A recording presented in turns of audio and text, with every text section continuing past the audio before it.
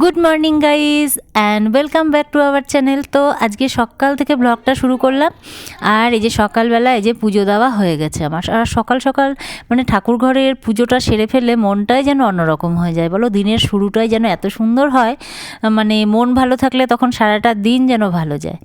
তো আজকে দাদাভাই আজকে ঢুকতে পারেনি, গতকাল রাতে দাদাভাই একটা ক্যাটারিং কাজ ছিল, তো অনেক রাতে কালকে বাড়ি ঢুকেছে, বুঝেছো। আর কালকে রাতে এখানে প্রচুর প্রচুর ঝড় বৃষ্টিও হয়েছে। তো দাদাভাই একটু দেরি করে উঠে যে আমাকে ফুলটা এনে দিল, অবশ্য ফুলটা এনে দিয়েছে, যে আমার পুজো এই যে হয়ে গেল। তো চলো তোমরা সঙ্গে থাকো আর ব্লগটা দেখতে থাকো।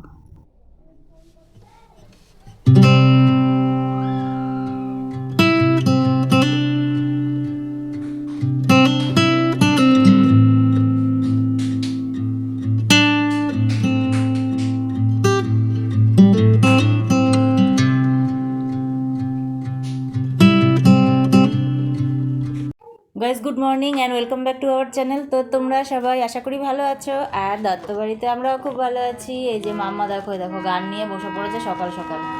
তো কীর্তন করছো? তো ব্লগ শুরুর আগে আমার ছোট যারা আছে তাদেরকে অনেক অনেক আমার অন্তর থেকে ভালোবাসা দিচ্ছি, আর আমার গুরুজন যারা আছেন তাদেরকে প্রণাম জানিয়ে আজকের ব্লগটা শুরু করছি।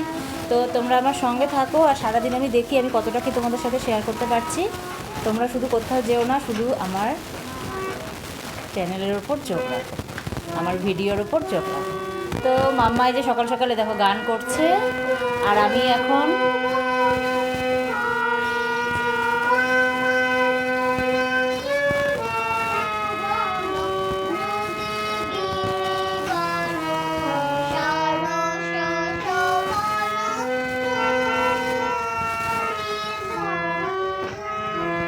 ভুল হয়ে গেল। তো মাম্মা এদিকে গান করছে আর আমি যাবো রান্নাঘরে। মা সকালে খইটা বেছে রেখেছে, আর এখন আমাদের আজকে সকালে যেটা খাওয়া হবে সেটা তোমাদের দেখাই দাঁড়াও। সকালে আজকে খাওয়া হবে হচ্ছে এইটা, মিষ্টি দইয়ের হাঁড়ি, বুঝেছো। তো দই দিয়ে খই দিয়ে আজকে খাওয়া হবে। তো এই যে মা এই যে খইটা সকালে বেছে রেখে দিয়েছে, বুঝেছো। আমি যে বাটি সাটিগুলো ধুয়ে ঠুয়ে রেডি করে তারপরে যে তোমাদের সঙ্গে যে কথা বলতে শুরু করলাম। তো চলো তোমরা সঙ্গে থাকো, আমি খাওয়াটা ফটাফট আমি দিয়ে দিই। মা, ও মা,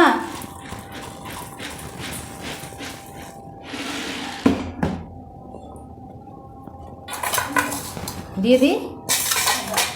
ও খাবে না কি জানি, কথা বলছে ফোন করে নেই, তাহলে একটু খুবই এই যে এটা খুবই বাচ্চা না হলে কি ব্যাপার। হ্যাঁ হ্যাঁ হ্যাঁ তুমিও খাও দই খুব। হ্যাঁ, তাই তো খাবো, আচ্ছা তাই খেয়ে নেব। এটা মনাকে এটা দিয়ে দাও।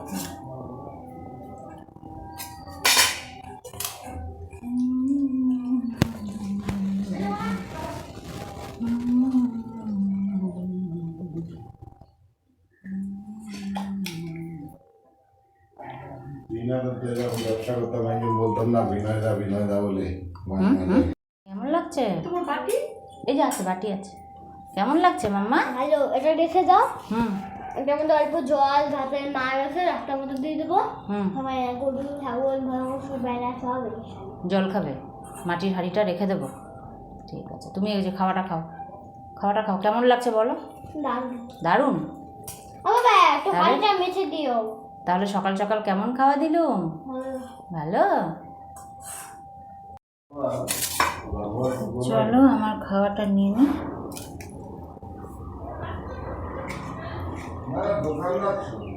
মিষ্টি দই আমি তো খাই না, আমার খাওয়া বারণ, তাও খাচ্ছি আজকে অনেক দিন পর। খেতে ইচ্ছে করছে খুব, জানো।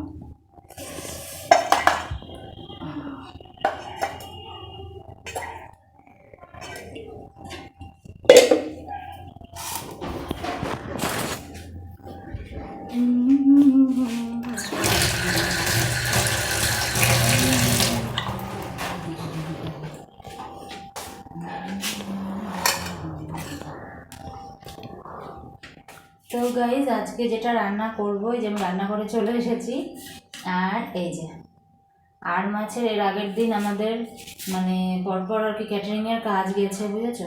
তো মাছ কাটা হয়েছিল, আর মাছ কেটেছিল।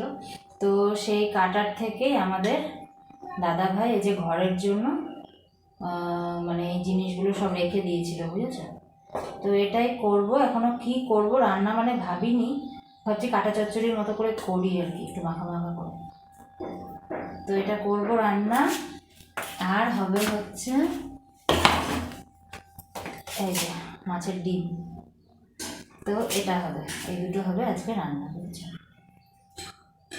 আর আমার মোবাইলের না সাউন্ড প্রবলেম একটু শুরু হয়েছে, আমি নিজেই বুঝতে পারছি। তো এখন তো ধরো আমার নতুন মোবাইল এই মুহূর্তে কেনা আমার হচ্ছে না, তো তোমাদেরকে একটু কষ্ট করে একটু ম্যানেজ করে ভিডিওগুলো দেখতে হবে।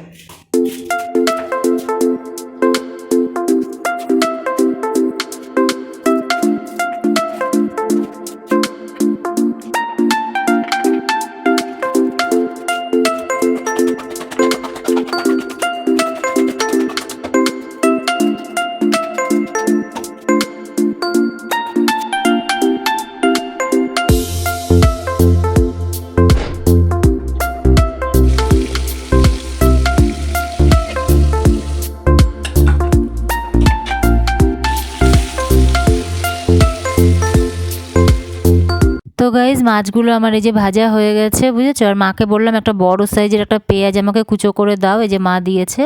আর এই যে আদা রসুন আর কাঁচা লঙ্কা বাটবো, বুঝেছো? এই যে আমার বাটাও হয়ে গেছে, আর তার মধ্যে একটু কাশ্মীরি লাল লঙ্কার গুঁড়ো দিয়ে দিচ্ছি, আর একটু হলুদ গুঁড়ো দেবো। তো গুঁড়ো বলতে গুঁড়ো মশলা এইটুকুই, কাশ্মীরি লাল লঙ্কা গুঁড়ো আর হলুদ গুঁড়ো, আর ওইটুকু বেটে নিয়েছি। তো এই যে মানে আলুটা মানে কড়াইতে পাঁচফোড়ন সম্বারা দিয়ে এই যে মানে আলুটা ছেড়ে দিয়েছিলাম, একটু পরে এই যে পেঁয়াজ কুচোটা দিলাম। তো তোমরা এটা কালো জিরে দিয়ে করতেই পারো, আমি রান্না নিয়ে একটু এক্সপেরিমেন্ট করতে ভালোবাসি, তো মাঝে মাঝে এটা ওটা একটু একটু পরিবর্তন করে করে আমি করার চেষ্টা করি, বুঝেছো? আমার ভালো লাগে। তো আজকে একটু পাঁচফোড়ন সম্বারা দিয়েছি, আর এই যে আমার মশলাটা এই যে যেটা তোমাদের বললাম একটু কাশ্মীরি লাল লঙ্কা দিয়ে যে ভিজিয়ে রেখেছি। তো এই হবে রান্না। মশলা তো এই যে রেডি থাকলো না, রান্না তখন চটপট হয়ে যায়, তাই না বলো? তো বেগুনটা পরে দেবো, বেগুনটা ধরো যে এমনিতে তো চট করে সেদ্ধ হয়ে যায়। তো ঠিক আছে, চলো তোমরা সঙ্গে থাকো। এটা কে রে? এটা কি কে এসছে রান্নাঘরে, কি করে? দেখছো, দেখো মাছ ভাজা হলেই ম্যাও ঠিক ঢুকে যাবে। ওটা কি নিচ্ছ? পেঁয়াজ কুচো হয়েছে, আর লঙ্কা আছে। ওরে বাবা রে, হ্যাঁ যাও লঙ্কা বা ইয়ে দিয়ে মাছ ভাজা দিয়ে খাবে। আর নেয় না লঙ্কা সোনা, বাবা এখন বসে বসে খাবে মাছ ভাজা দিয়ে। আজকে তো মামার ক্লাস নেই, আজকে মজা, আজকে মাসের শেষ দিন, মাম্মাদের ছুটি থাকে। ডিম না, ডিম দুটোই ডিম নিয়েছো? আচ্ছা খাও, যাও, মজা।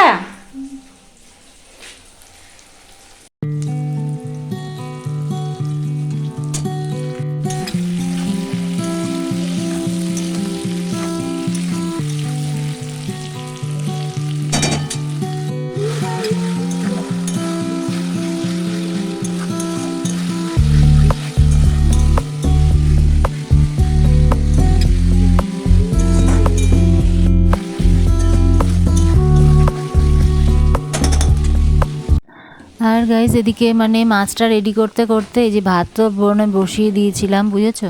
মানে একদিকে মাছটা হচ্ছে, আর একদিকে এই যে ভাতটা, আর পরে ধরো ডিমটা খাওয়ার আগে ওটা গরম গরম ওটা ভাজবো। তো ডিমেরও চলো তোমাদের দেখিয়ে দিই, মানে ডিমেরও মোটামুটি আমি সব রেডি করে রেখে দিয়েছি। এই যে নুন হলুদ তো মাখিয়ে রেখেছিলাম, আর এই যে পেঁয়াজ লঙ্কা কুচো করে এই যে রাখা হয়েছে, আর হচ্ছে একটু আমি রসুন বেটে দিয়েছি, বুঝেছো?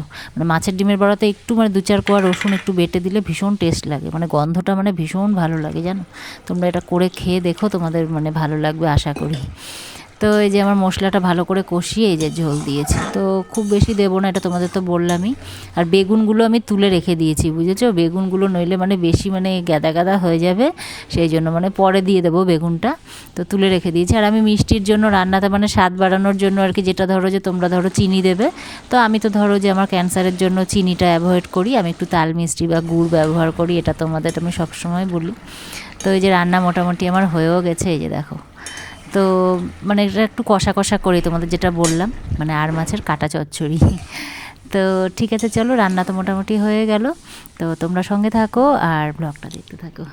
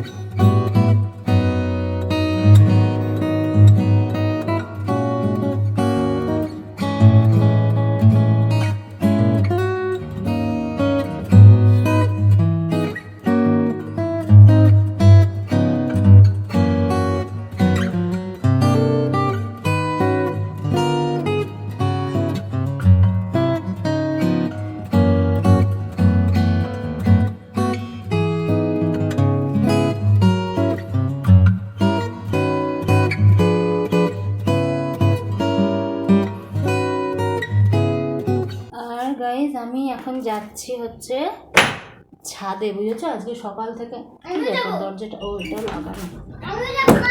না না, বৃষ্টি পড়ছে ঝিপঝিপ করে, তুমি আসবে না। যেতে পারবো কি না আমি নিজেও বুঝতে পারছি না, দেখি যাই।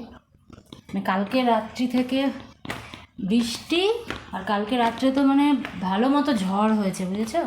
আর এই সকাল থেকে পুরো অন্ধকার, বৃষ্টি বৃষ্টি যাচ্ছে। ছাদে আজকে আসাই হয়নি, আজকে জামা কাপড়ও আজকে দেওয়া হয়নি। তো আমি শুধু আমার গাছটা দেখবো যে গাছের কী কন্ডিশন। আম গাছ টাছ, দাঁড়াও তালাটা খুলি। বিশেষ করে আমার চিন্তা হচ্ছে আমার আম গাছ নিয়ে, জানো? দেখি কী কন্ডিশন।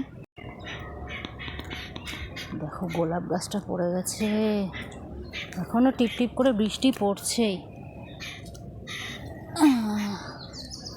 দেখছো? না মোটামুটি সবই ঠিক আছে। এই যে আমার আম গাছ, আচ্ছা আমগুলো কত বড় বড় হয়েছে, কি মজা লাগে না দেখতে, দেখছো কত বড় বড় হয়ে গেছে আমগুলো। দেখো ইসরে, দেখো পড়ে গেছে আম, দেখছো? কালকে ভালো মতো ঝড় হয়েছে, তো আমি তো ভাবছি সবই বোধহয় পড়ে যাবে। দেখো দেখো এখান দিয়ে সব ঝুলছে, দেখো বড় বড় আম, দেখছো অনেক বড় বড় হয়ে গেছে, সব ভালো মতো বড় বড়ই হয়ে গেছে অনেক।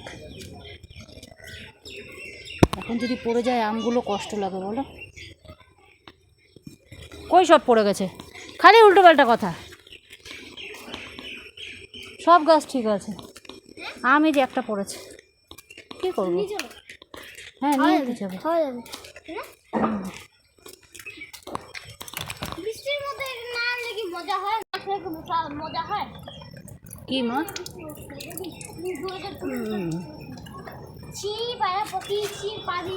তুমি কেন আসলে মা?